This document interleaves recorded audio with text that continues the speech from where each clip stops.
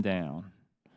And then another month comes along and you change it again, potentially to respond to another group. And the reason that concerns me is there's potential for politics to get in the mix.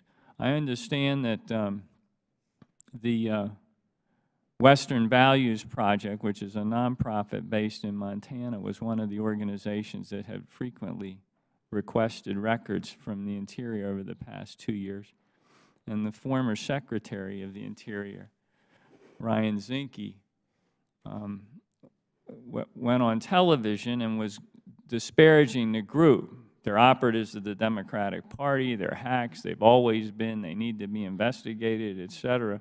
I'm concerned that these monthly limits may be are being instituted potentially as a way of limiting the inquiries coming from certain groups based on their politics. Was this rule drafted in any way in response to that particular group that you're aware of? Absolutely not. Do you understand my concern about how monthly limits could be manipulated based on experience or anticipation of what be coming in? Do you see that as an issue?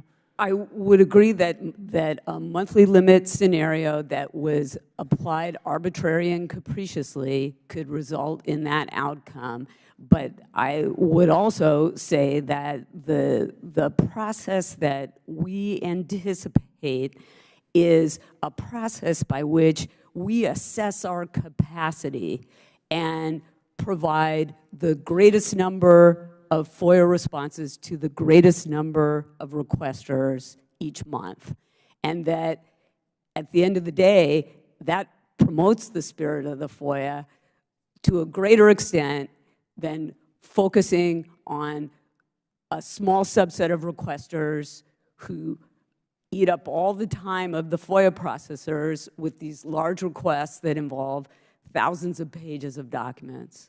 Well, you haven't completely assuaged my anxiety on this point, so I'd ask the Department to go back and take a closer look at this rule, because I think there's the potential for it to be used in a way that cuts against the obligations under FOIA. With that, I'll yield back my time.